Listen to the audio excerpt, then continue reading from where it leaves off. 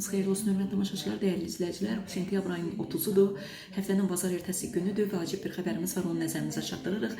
Milli Məclisin bugün keçirilən payız sessiyasının ilk iclasında bəzi millət vəkilləri müxtəlif fikirlər səsləndiriblər. Onlardan biri də Hikmət Babaoğludur. Hikmət Babaoğlu bildirib ki, Bakıda nəqliyyat və yol problemi yoxdur. Mənlə gəlir ki, Bakı şəhərində nəqliyyat və yol problemi yoxdur.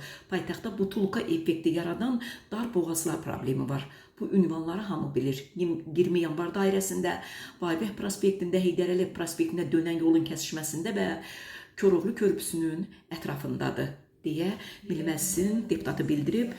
Hikmət Babaoğlu onda qeyd edib ki, bunların nizamlanması ilə bağlı xüsusi ekspertlərin dəvət olunması və bu keçidlərin işlək vəziyyətə gətirilməsi problemi həll edilə bilər. Əslində şəhərimizdə tıxac problemi təqdim olunan qədər faciəvi deyil. Həmçinin biz yeni qanun layihəsi qəbul etməliyik. Yol nəqliyyatının, infrastrukturunun idarə olunmasında iştirak edən müəssisələrin, dövlət qurumlarının fəaliyyətinin koordinasiya edilməsi və onların səlahiyyətlərinin müəyyənləşdirilməsi çox vacibdir deyə deputat qeyd edib.